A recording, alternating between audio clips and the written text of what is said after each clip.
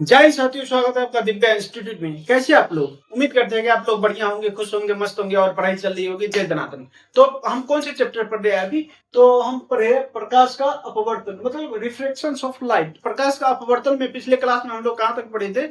हम लोग पढ़े थे, शायद मुझे याद आ रहा है कि हम लोग कहाँ तक पढ़े थे। हाँ, सघन माध्यम से जब प्रकाश की किरण विरल माध्यम में जाती है तो किस प्रकार बिहेव करती है। मतलब सघन माध्यम से जब विरल माध्यम में जाती है तो वो अविलंब से दूर हट जाती है, और विरल माध्यम से क्या सघन माध्यम में जाती है तो क्या होती है, वो अविलंब की ओर मुड़ जाती है। तो आज की क्लास में हम लोग क्या पढ़ेंगे कि जब प्रकाश की किरण सघन माध्यम से विरल माध्यम में जाती है और विरल माध्यम से पुनः सघन माध्यम में जाती है, मतलब कहने का मतलब हुआ जब प्रकाश की किरण विरल माध्यम से सघन माध्यम में जाती है और सघन माध्यम से पुनः विरल माध्यम में प्रवेश करती है तो प्रकाश की किरण किस प्रकार बिहेव करती है। तो आइए इसको समझने की कोशिश करते हैं कि आज देखिए प्रकाश की किरण कैसे बिहेव करती है। मान लेते हैं कि ये कोई कांच का क्या टुकड़ा,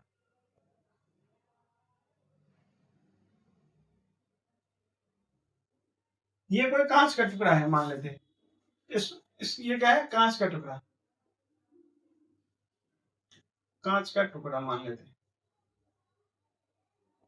तो ये क्या हो गया? एक मीडियम हो गया, ये हो गया एक मीडियम। और ये क्या हो गया? एयर जो है, एयर, ये मान लेते एयर, ये हो गया फर्स्ट मीडियम मान लेते हैं।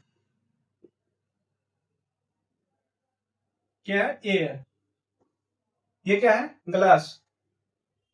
क्या है? ग्लास। ये क्या है? Second medium.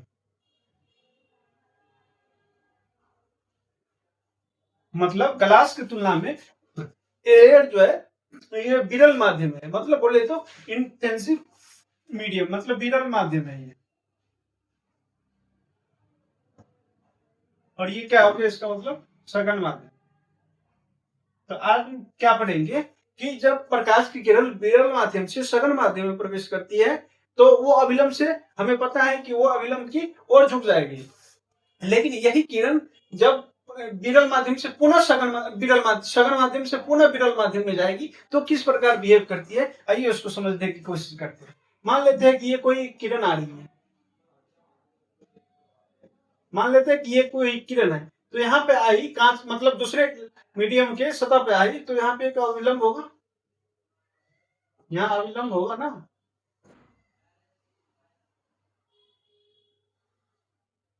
ये अविलंब है। मान लेते हैं कि जब कोई प्रकाश किरण यहाँ पे आ रही तो वो क्या हो, अविलंब की मतलब इसको इधर जाना चाहिए था कहीं, इसको कहीं इधर सीधा चले जाना चाहिए था, लेकिन वो विरल माध्यम में आया है तो वो क्या करता है, विरल माध्यम में जब प्रकाश की किरण सघन माध्यम से विरल माध्यम से सघन माध्यम में जाती है तो वो अविलंब की ओर झुक जाती है, जो हम पिछले क्लास में मतलब कल पढ़ लिए थे। तो वो अविलंब की ओर झुक जाएगी, मतलब ये इधर में जाके यहाँ से आके गुजरेगी। तो ये क्या, कौन सा कोण हो गया? कोण आय। बोले तो आपतित, आपतित किरण, आपतित कोण, आपतन कोण। और ये हो गया परावर्तन कोण। इसको क्या कैसे डिनोट करते हैं? कोण आर से, कोण आर से। अब ये आज क्या पढ़ेंगे, ये जो आप अपवर्तित किरण है वो पुनः क्या होता है, विरल माध्यम में जाती है, मतलब यहाँ भी एयर है तो वो पुनः विरल माध्यम में जाती है तो कैसे जाएगी। मान लेते ये आगे चल के क्या हो गई, यहाँ पे आ गई, तो यहाँ पे प्रकाश की किरण आई तो ये भी क्या, यहाँ भी अविलंब होगा। जहाँ दूसरे मीडियम में जा रही तो वहां भी अविलंब होगा ना एक। तो यहाँ पे मान लेते हैं एक अविलंब है, ठीक है, यहाँ पे भी एक अविलंब है। तब हम क्या पढ़े थे, पिछले कल क्या पढ़े थे, जब प्रकाश की किरण सघन माध्यम में, अब इसको भूल जाइए, सघन माध्यम से विरल माध्यम में जाती है तो क्या होती है, इसको कहीं इधर आना चाहिए था, इसको कहीं इधर आना चाहिए था। लेकिन जब सघन माध्यम से विरल माध्यम में जाती है तो वो अविलंब से दूर हट जाती है, अविलंब से है वो दूर हट जाएगी। तो अविलंब ये है, इससे दूर हट जाएगी, कहीं इधर से आके निकल जाएगी, सघन माध्यम से विरल माध्यम में जाएगी तो अविलंब से दूर हट जाएगी, अविलंब से दूर हट जाएगी। तब ये जो कोण बनता है वो क्या, ये कोण है आर, इसके लिए ये कोण क्या हो गया, आर। ये कोण आय हो गया, ये कोण आर हो गया। ये जो किरण है इस किरण को अब क्या कहते हैं, ये किरण जो विरल माध्यम से सघन माध्यम में आई और सघन माध्यम से पुनः विरल माध्यम में चली गई, तो इस किरण को क्या कहते हैं? निर्गत किरण कहते हैं। क्या कहते हैं? इसका नाम है निर्गत किरण। इसको कहते हैं निर्गत किरण। निर्गत किरण क्या कहते हैं? इसका नाम क्या है? निर्गत किरण। और ये जो किरण है, ये जो एंगल है, ये जो एंगल बना, इस एंगल को क्या कहते हैं? निर्गत कोण। क्या कहते हैं? निर्गत कोण। मतलब ये क्या है? आपतित किरण। ये क्या है? आपतित किरण। आपतित किरण। ये क्या है? अभिलंब।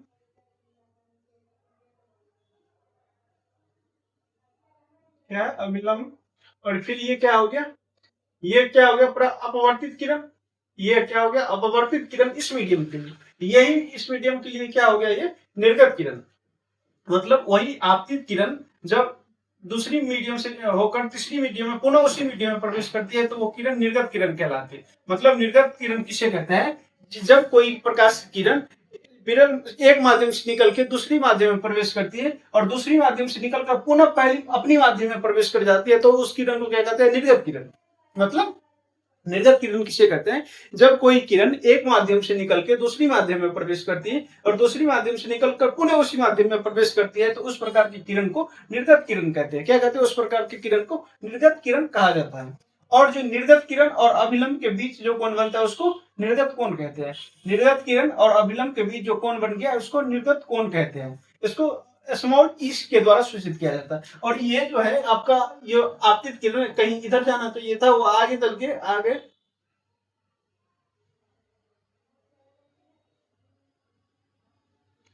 ये जो है ऐसे करके निकलेगी। इसको क्या कहते हैं? Lateral displacement. तो क्या कहते हैं? लेटरल डिस्प्लेसमेंट के नाम से जाना जाता है। ये जो दूरी है, ये लेटरल डिस्प्लेसमेंट कहलाता है। मतलब पार्श्विक विस्थापन कहलाता है। ये जो है पार्श्विक विस्थापन, पार्श्व विस्थापन कहलाता है। ये क्या कहलाता है? पार्श्व विस्थापन। मतलब जो कौन सा क्या कहलाता है? पार्श्व विस्थापन क्या है? जब विरल मतलब आपतित किरण आगे चल के आपतित किरण और निर्गत किरण, आपतित किरण और निर्गत किरण के बीच लंबवत दूरी को क्या कहता है? पार्श्व विस्थापन। बोले तो लेटरल लेटरल डिस्प्लेसमेंट। क्या है? आपतित किरण और निर्गत किरण, आपतित किरण और निर्गत किरण के लंबवत दूरी को क्या कहते हैं? पार्श्व विस्थापन, जिसे स्मॉल डी द्वारा सूचित किया जाता है। क्या समझिए? आपतित किरण जब कोई किरण एक माध्यम से निकल के दूसरी माध्यम में प्रवेश करती है और दूसरी माध्यम से निकल के पुनः उसी माध्यम में प्रवेश करते हैं, तो उस प्रकार की किरण को क्या कहते हैं? निर्गत किरण। और निर्गत किरण और अभिलंब के बीच बने हुए कोण को क्या कहते हैं? निर्गत कोण। निर्गत किरण और अभिलंब के बीच बने हुए कोण को निर्गत कोण कहते हैं। ये क्या सेकंड वीडियो में आपका हो गया। आइए समझ लिया। आपतित किरण जो प्रकाश की किरण जो आती है, उसको क्या कहते हैं? आपतित किरण। जिस पॉइंट पे आ रही है, उसको उस पे डाला गया लंब क्या कहलाता है? अभिलंब कहलाता है। ये सब आपको पिछले क्लास में पढ़ लिए थे। तो आइए इसको बारी बारी से समझने की कोशिश करते हैं। पहला हो गया, क्या है? पहला हो गया आपका, किससे करेंगे? निर्गत किरण किसे कहते हैं? आइए लिखिए, निर्गत किरण क्या है? निर्गत किरण किसे कहते हैं? पहला हो गया, निर्गत किरण किसे कहते हैं?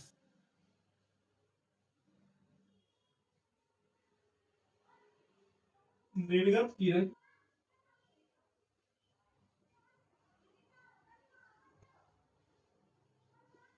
किसे कहते हैं? निर्गत किरण किसे कहते हैं? तो निर्गत किरण किसे कहते हैं?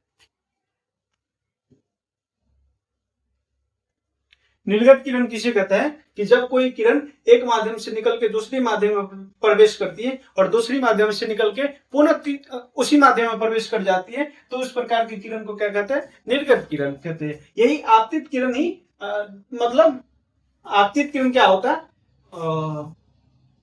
ये दूसरी माध्यम में प्रवेश करती है और दूसरे माध्यम से पुनः तीसरे माध्यम में प्रवेश करती है, तो उस किरण को क्या कहते हैं? निर्गत किरण कहते हैं। मतलब आपतित किरण क्या है? निर्गत किरण का ही एक भाग है। निर्गत किरण का एक भाग है जो कि उसी माध्यम में प्रवेश किया। तो लिखिए, निर्गत किरण किसे कहते हैं? कि जब कोई किरण एक माध्यम से निकल के दूसरी माध्यम में प्रवेश करती है, जब कोई किरण जब कोई किरण एक माध्यम से निकल के दूसरी माध्यम में प्रवेश करती है, दूसरी माध्यम में प्रवेश करती है, क्या करती है? प्रवेश करती है और वही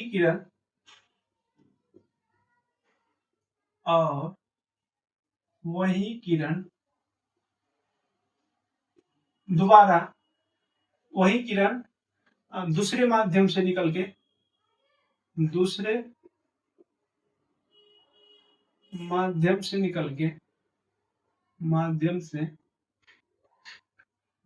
के पहली माध्यम में प्रवेश कर जाती है, अपने ही माध्यम में प्रवेश कर जाती है, अपने ही माध्यम में प्रवेश कर जाती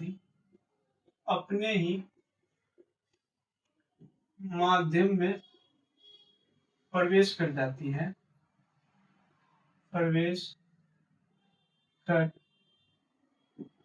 कर जाती है, तो उस आपतित किरण को निर्गत किरण कहते हैं। उस आपतित किरण को निर्गत किरण कहते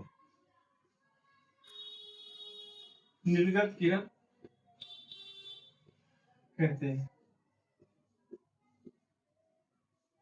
मतलब निर्गत किरण क्या होता है? जब कोई प्रकाश की किरण एक माध्यम से निकल के दूसरी माध्यम में प्रवेश करती है और दूसरी माध्यम से निकल के पुनः पहली माध्यम में प्रवेश कर जाती है, तो उस प्रकार के किरण को निर्गत किरण कहते हैं।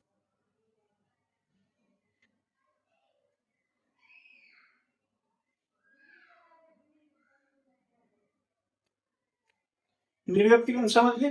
अब समझते हैं कि निर्गत कोण क्या है। निर्गत कोण क्या होता है? निर्गत कोण दूसरा क्या है? निर्गत कोण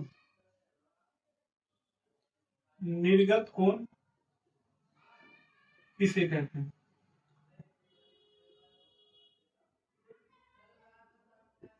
निर्गत कोण किसे कहते हैं?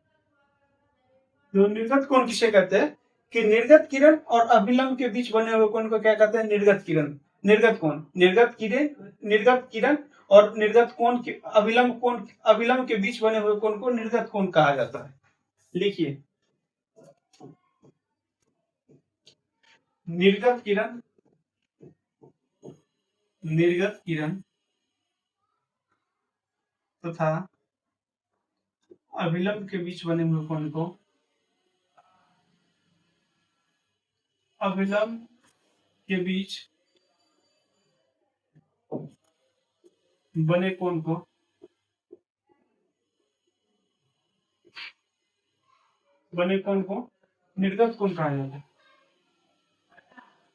निर्गत कोण कहा जाता है। निर्गत कोण किसे कहा जाता है कि निर्गत किरण और निर्गत कोण अभिलंब के बीच बने हुए कोण को निर्गत कोण कहा जाता है। अब समझते हैं पार्श्व विस्थापन क्या होता है। पार्श्व विस्थापन क्या होता है? तीसरी चीज, इंपॉर्टेंट चीज, पार्श्व विस्थापन क्या होता है?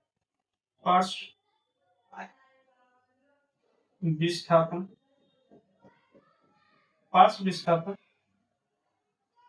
क्या होती है या फिर किसे कहते हैं? क्या होती है? लेटरल डिस्प्लेसमेंट लेटरल डिस्प्लेसमेंट किसे कहते हैं? पार्श्व विस्थापन क्या होता है? आपतित किरण और निर्गत किरण। निर्गत मतलब पार्श्व विस्थापन किसे कहते हैं? ये जो आपतित किरण है, आपतित किरण और निर्गत किरण के बीच लंबवत दूरी को पार्श्व विस्थापन कहते हैं। आपतित किरण और निर्गत किरण के बीच लंबवत दूरी को पार्श्व विस्थापन कहा जाता है। इसे ई द्वारा सूचित किया जाता है। सूचित किया जाता है। ठीक है, इसे ई द्वारा सूचित किया जाता है। हाँ देखिए, पार्श्व विस्थापन क्या है? आपतित किरण और निर्गत किरण के बीच आपतित किरण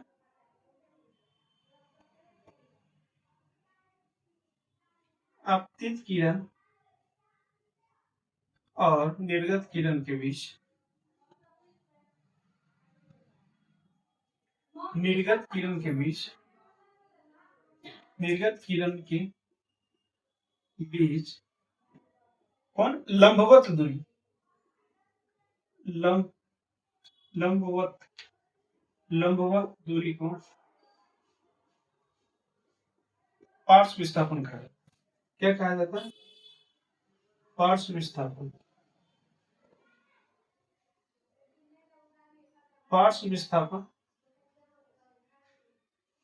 कहा जाता है। पार्श्व विस्थापन कहा जाता है मतलब लेटरल डिस्प्लेसमेंट कहा जाता है। किसको कहा जाता है? आपतित किरण और निर्गत किरण के बीच लंबवत दूरी को पार्श्व विस्थापन कहा जाता है। इसे स्मॉल ई द्वारा सूचित किया जाता है। एक पॉइंट लिख दीजिए स्टार में, इसे स्मॉल डी द्वारा सूचित किया जाता है।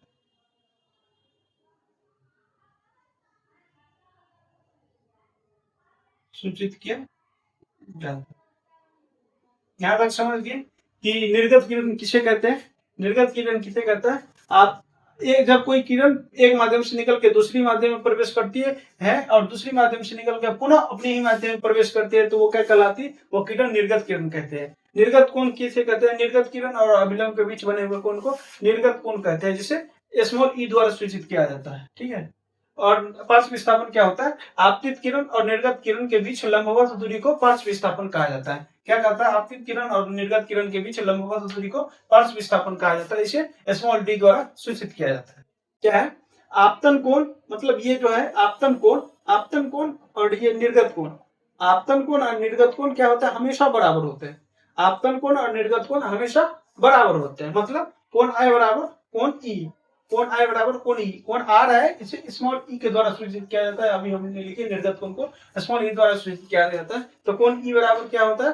कोण आई मतलब कोण ई बराबर कोण आर, मतलब आपतन कोण और निर्गत कोण आपस में हमेशा बराबर होते हैं। एक पॉइंट लिख, एक स्टार लिखे कि क्या होता है? आपतन कोण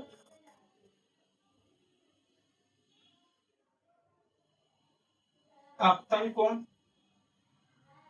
और निर्गत कोण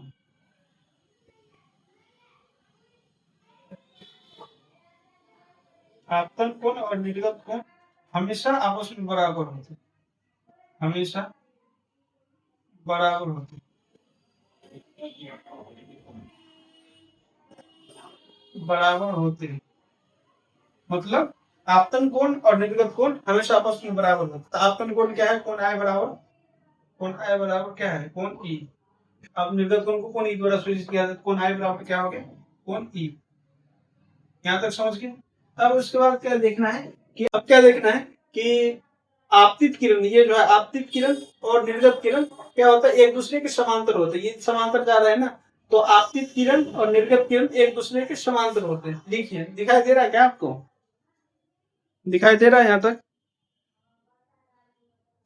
लिखना है कि आपतन को मतलब आपतित किरण और निर्गत किरण एक दूसरे के समांतर होते हैं, हमेशा समांतर होते हैं। एक पॉइंट लिखिए, आइए इसको मिटाते हैं।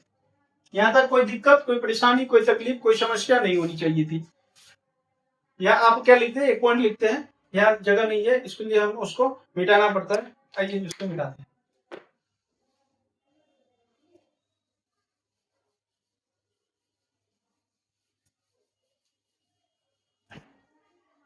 यहाँ तक आपको कोई दिक्कत नहीं होनी चाहिए मेरे हिसाब से।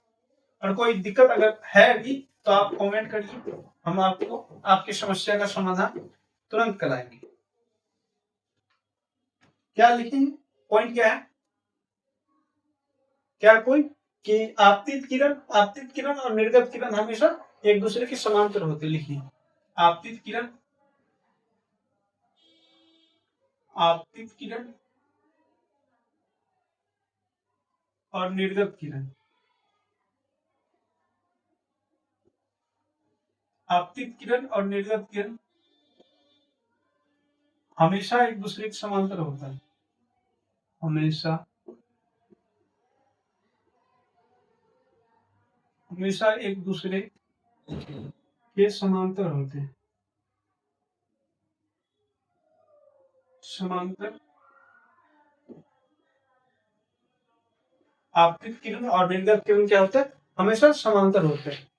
लिख लिया यहाँ तक। आगे क्या पढ़ना है, आप आगे पढ़ना है पार्श्व स्थापन के क्या गुण होते हैं, पार्श्व स्थापन के गुण क्या होता है इसके बारे में पढ़ना है। तो पार्श्व स्थापन के गुण क्या होते हैं, ये जो पार्श्व स्थापन है, आपतन कोण बढ़ेगा, अगर आपतन कोण बढ़ेगा तो पार्श्व स्थापन भी बढ़ेगा। मतलब आपतन कोण डायरेक्टली प्रोपोर्शनल होता है पार्श्व विस्थापन के, मतलब आपतन कोण डायरेक्टली प्रोपोर्शनल होता है किसके, पार्श्व विस्थापन के। मतलब पार्श्व विस्थापन जो है डायरेक्टली प्रोपोर्शनल, मतलब समानुपाती होते हैं आपतन कोण के। एक तो ये हो गया। क्या लिखना है हेडिंग में, पहले हेडिंग में लिखना है पार्श्व विस्थापन के गुण, पार्श्व विस्थापन के गुण, पार्श्व विस्थापन के गुण,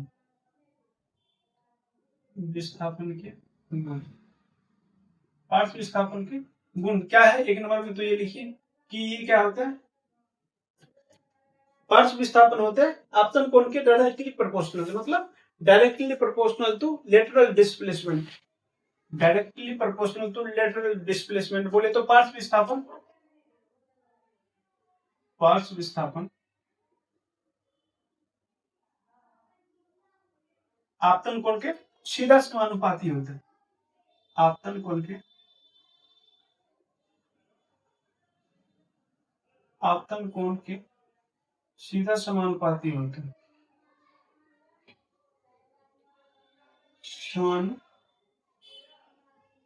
समानुपाती होता है। एक गुण तो ये हो गया।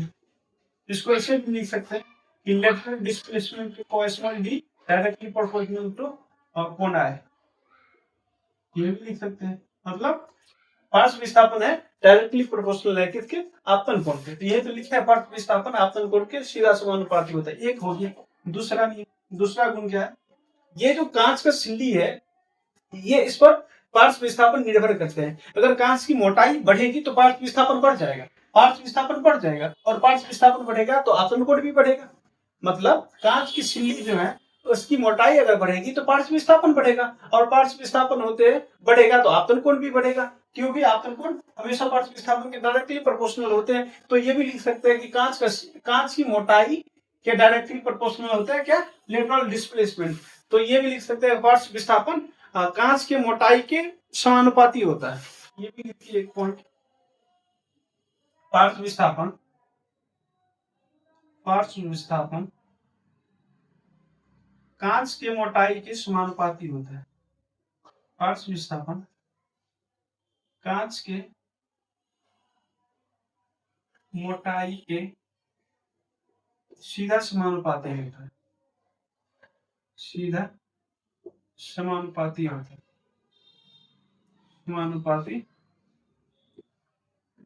होता है। या इसको इंग्लिश में क्या लिखेंगे कि directly proportional, directly proportional to किसके, पार्श्व विस्थापन directly proportional to thickness of glass, thickness of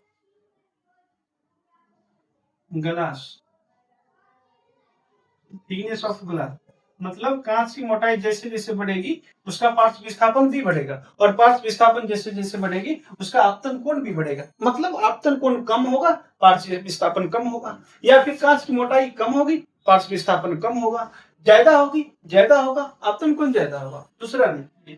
तीसरा क्या है, तीसरा नियम, तीसरा गुण क्या है पार्श्व विस्थापन के,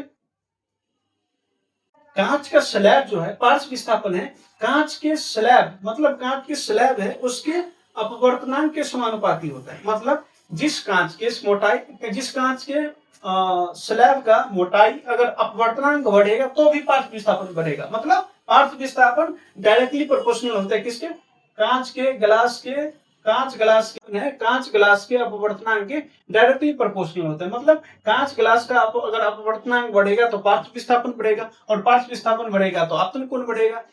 ये सब एक दूसरे से लिंकेड है। तो तीसरा गुण लिखिए कि पार्श्व विस्थापन होते हैं, पार्श्व विस्थापन,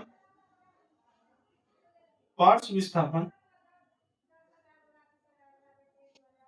पार्श्व विस्थापन डायरेक्टली प्रोपोर्शनल होते हैं। मतलब कांच के मोटाई के, अब कांच के स्लैब के पार्श्व विस्थापन कांच के अनुपात क्या बोलते हैं, अपवर्तनांक, अपवर्तनांक, अपवर्तनांक के समानुपाती होता है,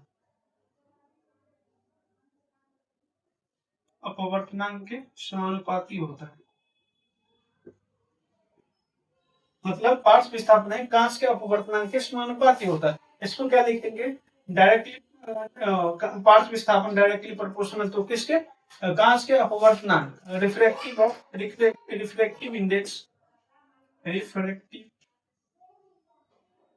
रिफ्रैक्टिव इंडेक्स ऑफ ग्लास, ये क्या होता है, डायरेक्टली प्रोपोर्शनल होता है। क्या, पार्श्व विस्थापन है कांच के ग्लास के अपवर्तनांक के डायरेक्टली प्रोपोर्शनल होता है। कांच के ग्लास का जब अपवर्तनांक बढ़ेगा तो पार्श्व विस्थापन बढ़ेगा, और पार्श्व विस्थापन बढ़ेगा तो उसका आपतन कोण अपने आप बढ़ेगा। तो ये तीसरा गुण क्या है, पार्श्व विस्थापन के कांच के अपवर्तनांक के समानुपाती होते हैं। तीसरा गुण, चौथा गुण देखिए क्या होता है। चौथा गुण क्या होता है, विस्थापन जो है आपतित किरण के तरंगदैर्घ्य के व्युत्क्रमानुपाती होते हैं, मतलब यूनिवर्सली प्रोपोर्शनल होते हैं। पार्श्व विस्थापन है यूनिवर्सली प्रोपोर्शनल होते हैं आपतित किरण के, आपतित किरण के यूनिवर्सली प्रोपोर्शनल होते हैं पार्श्व विस्थापन। तो चौथा गुण लिखिए, पार्श्व विस्थापन, पार्श्व विस्थापन किसके, आपतित किरण के तरंगदैर्घ्य के व्युत्क्रमानुपाती होते हैं। आपतित किरण के, आपतित किरण के तरंगदैर्घ्य के, तरंगदैर्घ्य के व्युत्क्रमानुपाती होते हैं, व्युत्क्रमानुपाती मतलब यूनिवर्सली प्रोपोर्शनल होते हैं। क्या क्या, एक तो होता है कि पार्श्व विस्थापन आपतन कोण के डायरेक्टली प्रोपोर्शनल होता है, मतलब आपतन कोण बढ़ेगा पार्श्व विस्थापन बढ़ेगा, आपतन कोण कम होगा पार्श्व विस्थापन कम होगा। एक आपतन कोण के डायरेक्टली प्रोपोर्शनल होते हैं। दूसरा क्या है, कांच की मोटाई के समानुपाती होता है, कांच की मोटाई के पार्श्व विस्थापन समानुपाती होता है। मतलब जब कांच की मोटाई बढ़ेगी तो पार्श्व विस्थापन बढ़ेगा, पार्श्व विस्थापन बढ़ेगा तो आपतन कोण अपने आप बढ़ेगा। कांच की मोटाई कम होगी पार्श्व विस्थापन कम होगा, पार्श्व विस्थापन कम होगा तो आपतन कोण अपने आप कम होगा। मतलब डायरेक्टली प्रोपोर्शनल होते हैं, थिकनेस ऑफ ग्लास के डायरेक्टली प्रोपोर्शनल होते हैं। तीसरा होता है, तीसरा क्या, अपवर्तनांक के समानुपाती होते हैं। पार्श्व विस्थापन है कांच के मोटाई के, कांच के स्लैब की मोटाई के अपवर्तनांक के समानुपाती होते हैं। मतलब कांच के ग्लास का जो अपवर्तनांक अगर बढ़ेगा तो अपवर्तनांक बढ़ेगा तो पार्श्व विस्थापन बढ़ेगा, पार्श्व विस्थापन बढ़ेगा तो आपतन कोण अपने आप बढ़ेगा। अपवर्तनांक कम होगा पार्श्व विस्थापन कम होगा, आपतन कोण अपने आप कम हो जाएगा। यह होता है तीसरा। और चौथा है कि आपतित किरण के तरंगदैर्घ्य के व्युत्क्रमानुपाती होते हैं, मतलब यूनिवर्सली प्रोपोर्शनल होता है लेटरल डिस्प्लेसमेंट किसके, आपतित किरण के तरंगदैर्घ्य के व्युत्क्रमानुपाती होता है। ये हो गया आपका पार्श्व विस्थापन, यहाँ तक आपका पार्श्व विस्थापन हो गया। अब आगे क्या पढ़ना है, आगे ये पढ़ना है कि जब प्रकाश की, जब किसी बाल्टी में आपको ये पूछ देगा, किसी बाल्टी में कोई छड़ या पानी से भरी हुई बाल्टी में कोई छड़ या कोई पेंसिल या कोई कलम रखते हैं तो झुकी हुई क्यों प्रतीत होती है या फिर मुड़ी हुई क्यों प्रतीत होती है, इसको समझने की कोशिश करते हैं। जब पानी से भरे हुए बाल्टी में कोई चीज या कोई छड़ या कोई पेन या कोई पेंसिल रखते हैं तो वो मुड़ी हुई क्यों प्रतीत होती है, मतलब ये झुकी हुई क्यों प्रतीत होती है, इसको समझने की कोशिश करते हैं। तो आइए, इसको यहाँ तक कोई दिक्कत नहीं होना चाहिए, यहाँ तक कोई दिक्कत परेशानी तकलीफ समस्या प्रॉब्लम नहीं होनी चाहिए थी। आइए आगे देखते हैं। तो देखिए,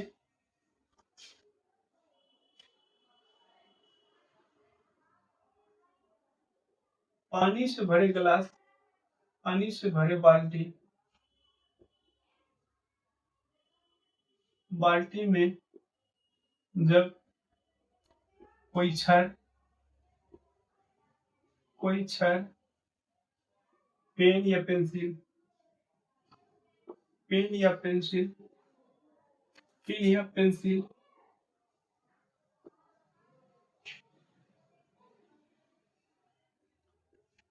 डालते हैं तो मुड़ी हुई, मुड़ी हुई या झुकी हुई, झुकी हुई क्यों प्रतीत होती है? झुकी हुई क्यों, क्यों प्रतीत होती है? यानी कांच से भरी हुई, मतलब ग्लास, बाल्टी में पानी से भरे हुए बाल्टी में जब कोई छड़, पेंसिल या कलम डालते हैं तो वो झुकी हुई या फिर मुड़ी हुई क्यों प्रतीत होते हैं? ये आपकी बोर्ड के लिए बहुत ही महत्वपूर्ण क्वेश्चन है। तो आइए इसको देखने की कोशिश करते हैं, समझने की कोशिश करते हैं। मान लेते हैं कि ये कोई क्या है, बाल्टी है। मान लेते हैं ये कोई क्या है, एक बाल्टी है जिसमें क्या भरा है, पानी है। यहाँ तक पानी भरा है। यहाँ पे क्या है, एक छड़ मान लेते या पेंसिल मान लेते, डाल देते।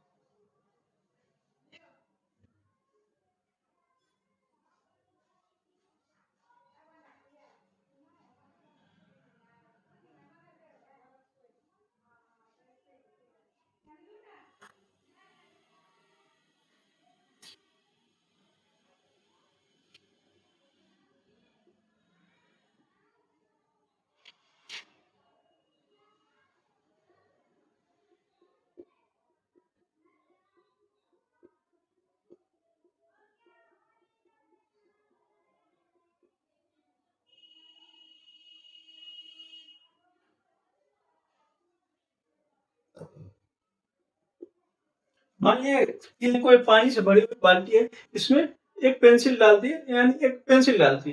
अब क्या होता है, ये जो पानी से भरा हुआ जो ये पानी जो है, मान लेते हैं यहाँ से कोई देख रहा है, यहाँ से कोई आंख इसको देख रहा है, ठीक है। यहाँ से जो देख रहा है वो आंख किस मीडियम में है, आंख है विरल माध्यम में, पानी क्या है, सघन माध्यम। कैसे?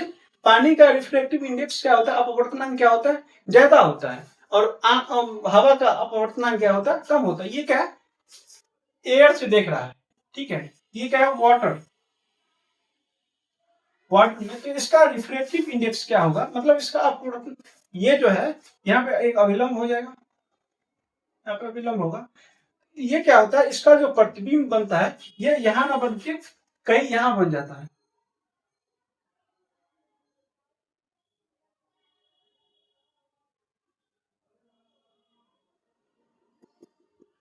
ये जब या एयर से जो देख रहा है, पानी का इंडेक्स क्या है, अपवर्तनांक पानी का क्या है, अब पानी में प्रकाश की चाल क्या है, ज्यादा है, कम है। क्यों? क्योंकि उसका अपवर्तनांक ज्यादा है।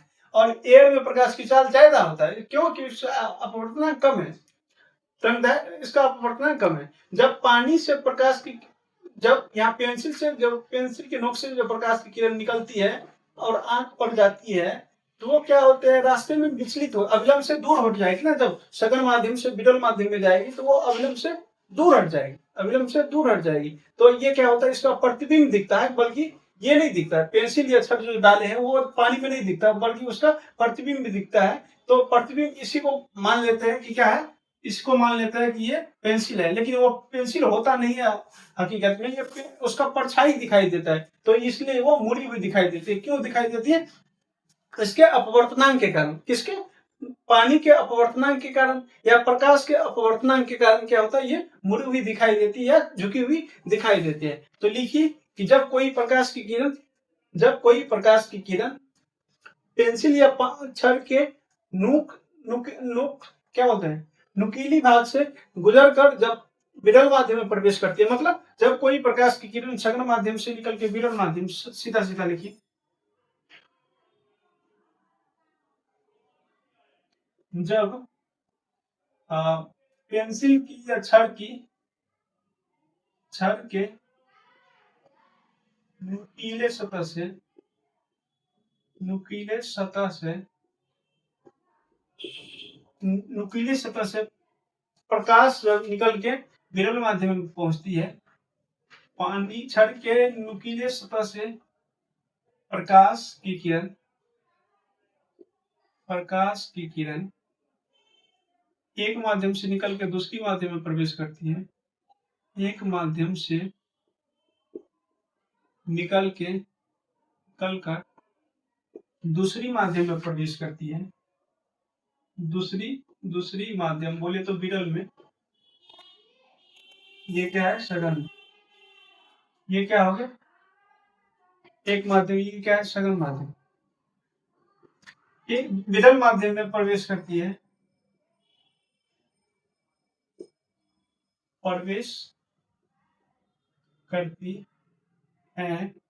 तो वह क्या हो जाता, अब अविलंब से दूर भाग जाती है।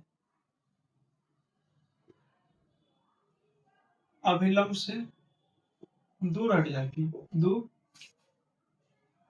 है। हट जाती है जिसके कारण उसका प्रतिबिंब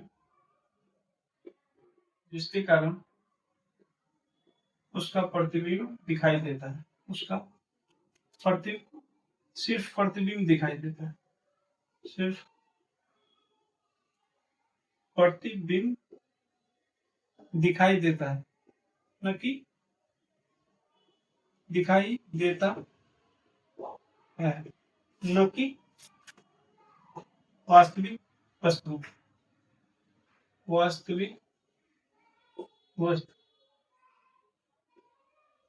इसलिए हमारे यहाँ को यह भ्रम हो जाती है कि वो मुड़ी हुई दिखाई दे रही है। इसलिए मानव आंख को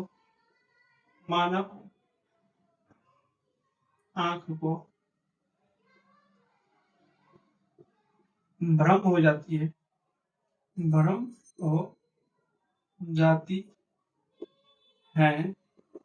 कि वो वस्तु मुड़ी हुई दिखाई देती है, मुड़ी या झुकी हुई दिखाई देती है। झुकी हुई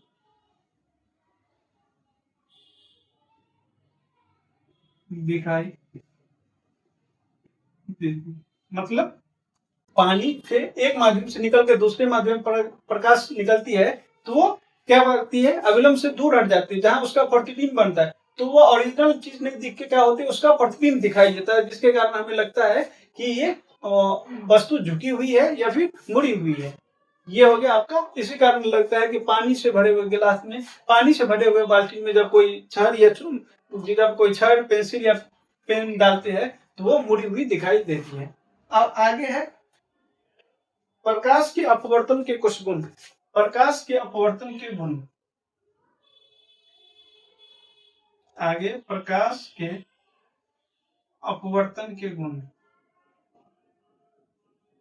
अपवर्तन के कुछ गुण।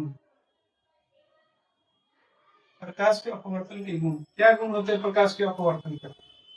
एक तो ये होता है कि वो पानी ये पेंसिल झुकी या मुड़ी हुई दिखाई देती है। इसके कारण प्रकाश के अपवर्तन के कारण एक तो यही हो गया कि पानी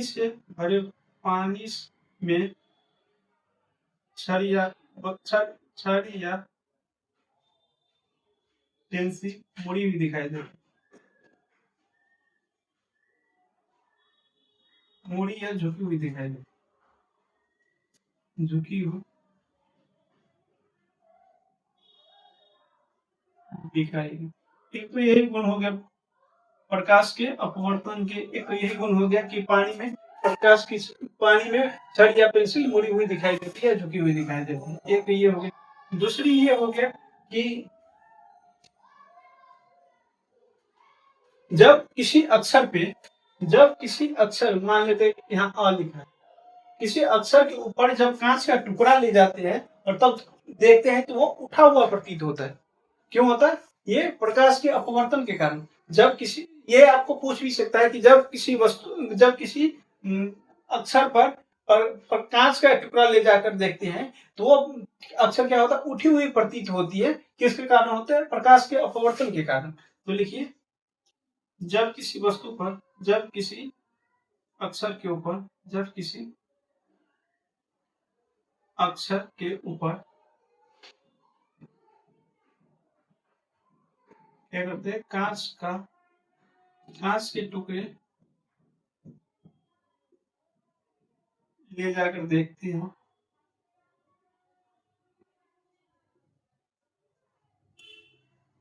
देखते हैं तो वह क्या होती है, उठी हुई प्रतीत होती, उठी हुई प्रतीत होती, उठी हुई प्रतीत होती है।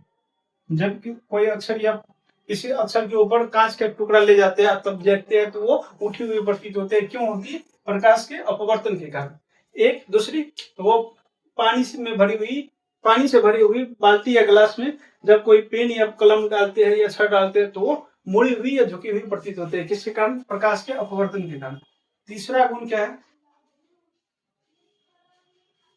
तीसरा गुण क्या है कि मछुआरों को मछली पकड़ने में दिक्कत होती है, परेशानी होती है। क्यों होती है? कि जब मान लेते हैं पेन की जगह मछली है, मछली कहाँ है? पानी में है, वो कहाँ से देख रहा है? एयर से देख रहा है, मतलब एक मीडियम उसका चेंज हो गया है। जब मछली यहाँ पे मान लेते हैं, मछली यहाँ पे है, कैसे बनता है मछली? मान लेते हैं कि मछली यहाँ पे है तो इसका प्रतिबिंब दिखाई देता है कहीं और, उसका प्रतिबिंब कहीं और दिखाई देता है, ठीक है। जिसके कारण वो आंख जो प्रतिबिंब को देख के भाला मारता है या जो भी भाला फेंकता है तो प्रतिबिंब को लगता है ना कि मछली को लगता है, जिससे मछली क्या होती है, बच जाती है और भाला ऐसे ही चला जाता है, मतलब उसके टारगेट पूरा नहीं होता है, मतलब मछली को पकड़ने में कुछ परेशानी होती है। किसके कारण? प्रकाश के अपवर्तन के कारण ही मछुआरों को मछली पकड़ने में दिक्कत होती है, परेशानी होती है। ये देखिए, मछुआरों को मछली पकड़ने में, मछली भेजने में परेशानी होती है, परेशानी होती है। मछुआरों को मछली भेजने में क्या होती है? परेशानी होता है। किसके कारण? प्रकाश के अपवर्तन के कारण। प्रकाश के अपवर्तन के कारण। ये हो गया आपका प्रकाश अपवर्तन। अब क्या है? अब पढ़ते हैं कि अपवर्तनांक क्या होता है। What is refractive index? मतलब अपवर्तनांक क्या होता है? किसी माध्यम में, मान लेते एयर में प्रकाश की चाल, एयर में प्रकाश की चाल 3 × 10⁸ मीटर/सेकेंड होता है। लेकिन किसी माध्यम में मान लेते हैं एयर और निर्वात दोनों, वैक्यूम दोनों क्या है? एक ही हो गया, लगभग समान होता है। इसका ओरिजिनल क्या होता है? 2.9979 इंटू द पावर 8 मीटर/सेकेंड होता है ओरिजिनल। लेकिन 2.9979 लगभग 3 के बराबर है, इसलिए इसको इतना न लिख के क्या लिख देते हैं कि एयर या वैक्यूम, निर्वात या हवा में प्रकाश की चाल 3 × 10⁸ मीटर/सेकेंड या 3 लाख किलोमीटर/सेकेंड होता है। और क्या होता है? किसी माध्यम में प्रकाश की चाल, मतलब निर्वात में प्रकाश की चाल और किसी माध्यम में प्रकाश की चाल का अनुपात को रिफ्रैक्टिव इंडेक्स कहा जाता है, मतलब अपवर्तनांक कहा जाता है। किसी माध्यम में प्रकाश की चाल और शून्य में प्रकाश की चाल के अनुपात को क्या कहा जाता है? अपवर्तनांक कहा जाता है, यानी रिफ्रैक्टिव इंडेक्स कहा जाता है। देखिए अपवर्तनांक क्या होता है। व्हाट इज अपवर्तनांक? इसको मिटा देते हैं।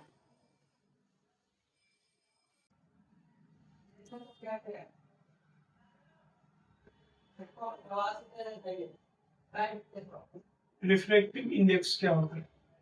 अपवर्तनांक क्या होता है?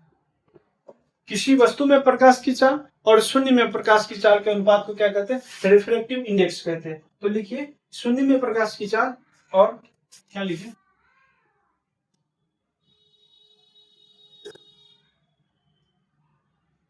शून्य या निर्वात या हवा, शून्य में प्रकाश की चाल, प्रकाश की चाल तथा किसी वस्तु में प्रकाश की चाल तथा किसी वस्तु में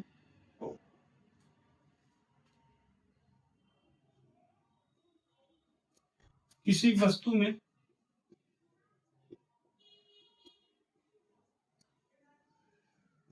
प्रकाश की चाल के अनुपात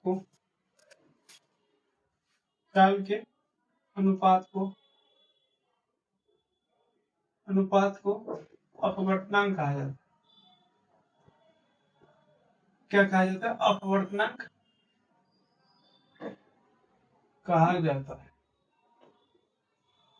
मतलब किसी वस्तु शून्य में प्रकाश की चाल और किसी वस्तु में प्रकाश की चाल के अनुपात को क्या कहा जाता है? अपवर्तनांक कहा जाता है, रिफ्लेक्टिव इंडेक्स कहा जाता है। इस तरह से भी लिख सकते हैं कि किसी दो माध्यम, एक तो शून्य माध्यम हो गया, एक क्या हो गया किसी माध्यम मतलब दो माध्यम में प्रकाश की चाल मतलब आपतन कोण की जया और अपवर्तन कोण की जया हमेशा क्या होता है? एक नियंतांक होता है, मतलब कांस्टेंट होते हैं, उसको भी क्या कहते हैं? अपवर्तनांक कहते हैं। तो दूसरी तरह से ये भी लिख सकते हैं या किन्हीं दो, क्या लिखे? किन्हीं दो माध्यमों में किन्हीं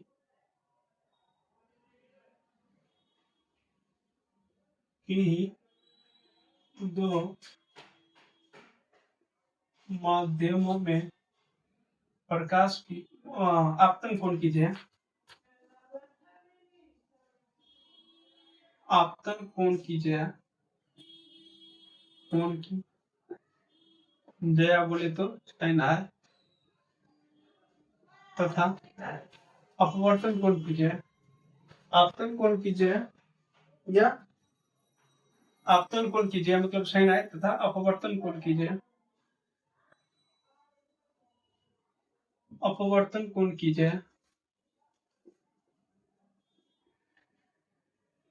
जया मतलब साइन आर के अनुपात आपतन कोण की जया तथा अपवर्तन कोण की जया का अनुपात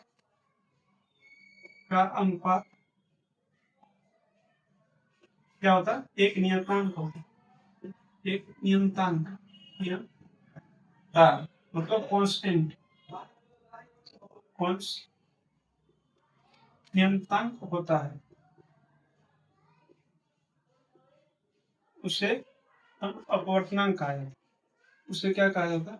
अपवर्तनांक कहा जाता है। क्या कहा जाता है? अपवर्तनांक कहा जाता है। और अपवर्तनांक को म्यू द्वारा डिनोट करते हैं। कैसे? एक पॉइंट लिखिए, अपवर्तनांक को म्यू द्वारा डिनोट करते हैं। अपवर्तनांक को म्यू द्वारा सूचित किया जाता है। म्यू द्वारा सूचित किया जाता है। अपवर्तनांक को म्यू द्वारा सूचित किया जाता है। बोले तो हम क्या लिख सकते हैं? इस डिफिनेशन के अनुसार क्या लिख सकते हैं? म्यू बराबर साइन आई बटा साइन आर। ये तो क्या है? सिविल का नहीं, साइन आई बटा साइन आर। मतलब किन्हीं दो माध्यम में प्रकाश की चाल मतलब आपतन कोण की जया और अपवर्तन कोण की जया का अनुपात एक नियतांक होते हैं, जिसे क्या कहता है? अपवर्तनांक कहते हैं। या फिर शून्य में प्रकाश की चाल और किसी वस्तु में प्रकाश की चाल के अनुपात को क्या कहते हैं? अपवर्तनांक कहा जाता है। मात्रक नहीं होते, अपवर्तनांक कोई मात्रक नहीं होते। क्यों नहीं होते? क्योंकि किन्हीं दो माध्यमों, मान लेते हैं कि एयर में प्रकाश की चाल कितनी होती है? 3 × 10⁸ मीटर पर सेकेंड। और एयर में कितनी होती है? एयर में कितनी होती है? वो एयर में ये हो गया। और कांच में कितनी होती है? 2 × 10⁸ मीटर पर सेकेंड। मतलब इसका अनुपात होता है, ये अपवर्तनांक कहलाता है ना। तो इसमें मीटर पर सेकेंड से क्या हो गया? कट जाएगा, तो यूनिट कुछ बचता ही नहीं है, मतलब कोई राशि बचती ही नहीं है। इसके कारण क्या होता है? अपवर्तनांक का कोई मात्रक नहीं होता है। तो लिखिए, अपवर्तनांक का कोई मात्रक नहीं होता।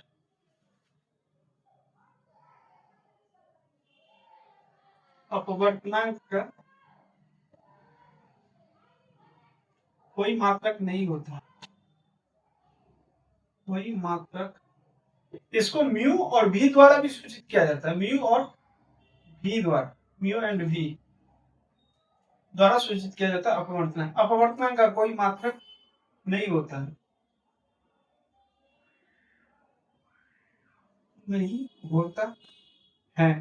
अपवर्तनांक जो है वो प्रकाश के मतलब किसी वस्तु के प्रकृति मतलब नेचर कैसा उसका उस पे और उसके कलर पे निर्भर करता है। मतलब कोई रेड का अपवर्तनांक कितना होता है, सबसे कम होता है, लेकिन रेड का तरंग दैर्घ्य क्या होता है, सबसे ज्यादा। इसी तरह बैगनी का अपवर्तनांक क्या होता है, सबसे ज्यादा होता है, लेकिन उसका कलर तरंग दैर्घ्य कितना होता है, सबसे कम। मतलब अपवर्तनांक जो है कलर पर निर्भर करता है। क्या हमने पिछले क्लास में पढ़ा है कि अपवर्तनांक रंग पे निर्भर करता है। बैगनी रंग का अपवर्तनांक क्या होता है, सबसे ज्यादा, और रेड का क्या होता है, सबसे कम। इसका मतलब है कि अपवर्तनांक रंग पे निर्भर करता है। अपवर्तनांक क्या है, अपवर्तनांक वस्तु के रंग पे निर्भर करता है। वस्तु के रंग पर निर्भर करता है। निर्भर वस्तु के रंग पर निर्भर करता है। दूसरा पॉइंट, तीसरा पॉइंट क्या है, तीसरा पॉइंट है कि अलग अलग वस्तुओं का अपवर्तनांक क्या होता है, अलग अलग होता है। क्यों? क्योंकि उसमें सब में प्रकाश की चाल अलग अलग होती है। तो अलग अलग वस्तुओं में प्रकाश की चाल अलग अलग होती है। तो लिखिए, अलग अलग वस्तुओं में प्रकाश की चाल अलग अलग वस्तुओं में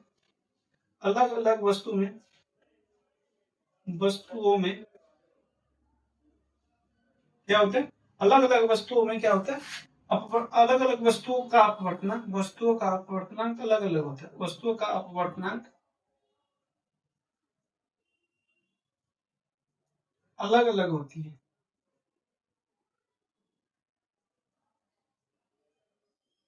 अलग अलग होती है।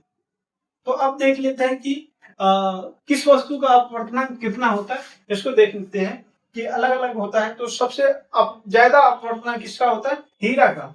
सबसे ज्यादा अपवर्तनांक किसका होता है, हीरा का। और सबसे कम अपवर्तनांक किसका होता है, सबसे कम अपवर्तनांक हवा का। सबसे कम अपवर्तनांक हवा का, यानी वायु का, यानी एयर का। तो लिखते हैं कि किस वस्तु का अपवर्तनांक कितना होता है। इसको देखने की कोशिश करते हैं। तो आइए देखते हैं अपवर्तनांक किस वस्तु का कितना होता है। वस्तु लिखते थे,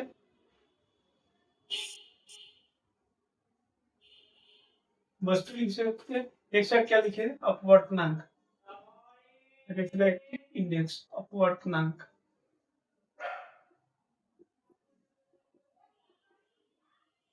ठीक है, एक साइड वस्तु है, एक साइड अपवर्तनांक है।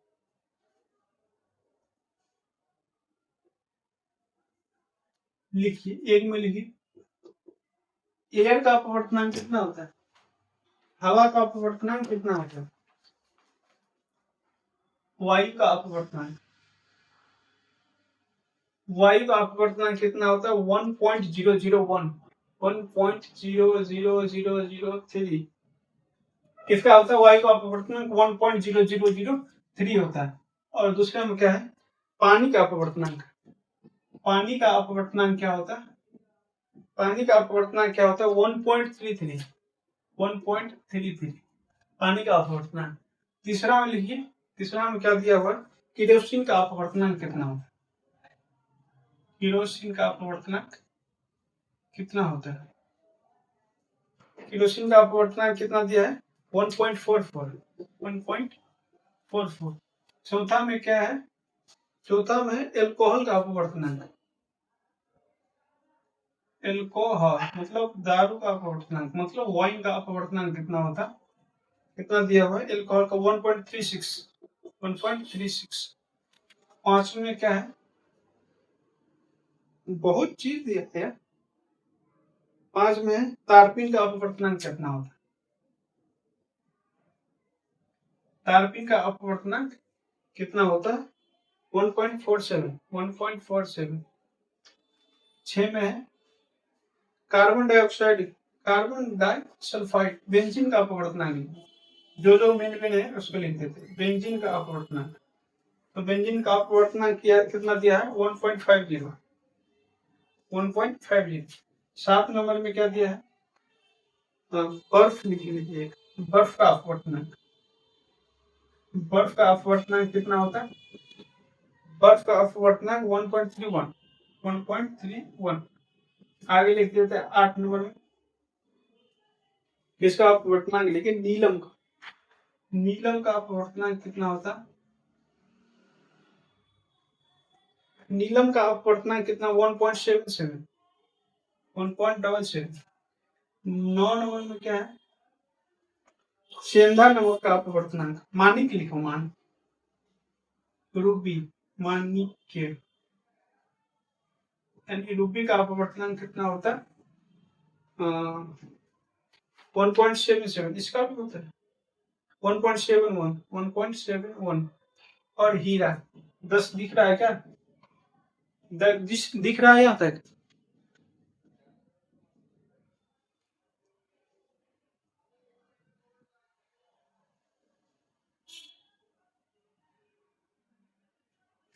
और एक लीजिए 10 नंबर में हीरा का अपवर्तनांक कितना होगा, हीरा का अपवर्तनांक कितना होता है 2.42। तो ये 10 वस्तु का अपवर्तनांक आप लोग देख लीजिएगा क्या होता है। तो वायु का अपवर्तनांक 1.0003 होता है, पानी का अपवर्तनांक 1.33 होता है, केरोसिन का अपवर्तनांक 1.44 होता है, अल्कोहल यानी वाइन का अपवर्तनांक 1.36 होता है, टार्पिन का अपवर्तनांक 1.47 होता है, बेंजीन का अपवर्तनांक 1.50 होता है, वर्फ का अपवर्तनांक 1.31 होता है, नीलम का अपवर्तनांक 1.77 होता है, मानिक का अपवर्तनांक 1.171 होता है, और वही हीरा का अपवर्तनांक 2.42 होता है। मतलब सबसे ज्यादा किसका अपवर्तनांक होता है, हीरा का। तो एक पॉइंट लिख लीजिए कि हीरा का अपवर्तनांक सबसे ज्यादा होता है, हीरा का अपवर्तनांक, हीरा का अपवर्तनांक सबसे ज्यादा होता है, सबसे ज्यादा होता है, हीरा का अपवर्तनांक सबसे ज्यादा होता है, कितना 2.42। और एक पॉइंट और देखिए, ये वायु का अपवर्तनांक सबसे कम होता है, वायु का अपवर्तनांक, वायु का अपवर्तनांक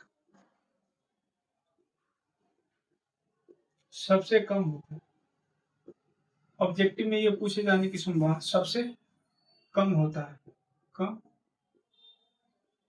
होता है, कितना होता है 1.0030, तो 3 होगा। हीरा का अपवर्तनांक क्या होता है सबसे ज्यादा 2.42, और वायु का अपवर्तनांक सबसे कम कितना 1.003।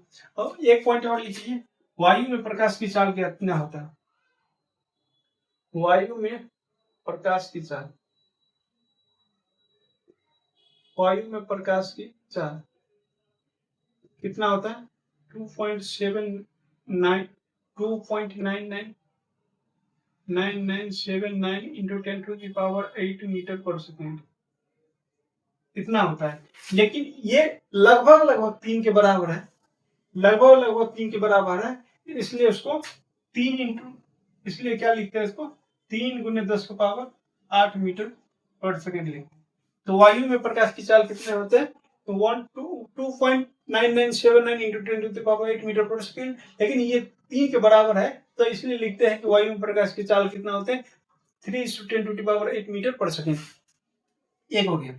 दूसरा लिखते हैं कि वायु में प्रकाश, निर्वात में प्रकाश की चाल क्या होती है, निर्वात में प्रकाश की चाल, प्रकाश की चाल, निर्वात में प्रकाश की चाल 3 × 10⁸ मीटर पर सेकेंड होता है, 3 × 10⁸ मीटर पर सेकेंड होता है, मतलब दोनों का लगभग बराबर होता है। तो दोनों निर्वात में वायु में प्रकाश की चाल लगभग बराबर होता है, मतलब बराबर ही होता है। तो निर्वात में पूछे या चाहे वायु में पूछे, तो क्या लिखना है, प्रकाश की चाल 3 × 10⁸ मीटर पर सेकेंड या 3 लाख किलोमीटर पर सेकेंड लिखना है, ठीक है। दूसरा लिखते हैं कि कांच में प्रकाश की चाल क्या होती है, कांच में प्रकाश की चाल, कांच में प्रकाश की चाल, कांच में प्रकाश की चाल क्या होती है 2 × 10⁸ मीटर पर सेकेंड, 2 × 10⁸ मीटर पर सेकेंड होता है। कांच में प्रकाश की चाल 2 × 10⁸ मीटर पर सेकेंड होता है। तो आपको ये वीडियो कैसा लगा हमें कमेंट करके जरूर बताइएगा। अगर आपको ये वीडियो पसंद आ रहा है तो चैनल को सब्सक्राइब कर लीजिए विद्या इंस्टीट्यूट को, और हमें बताइए, आप अपना कोई सुझाव देना चाहते हैं, आपको कोई दिक्कत परेशानी तकलीफ हो रही है तो हमें बताइए, हम आपकी सेवा के लिए सदैव तत्पर रहेंगे। तो आपको ये वीडियो कैसा लगा, आपको ये क्लास कैसा लगा, आज की क्लास? तो आज के लिए बस इतना ही, मिलते हैं नेक्स्ट क्लास में। तब तक आप लोग देखते रहिए Divya institute. Thank you for watching.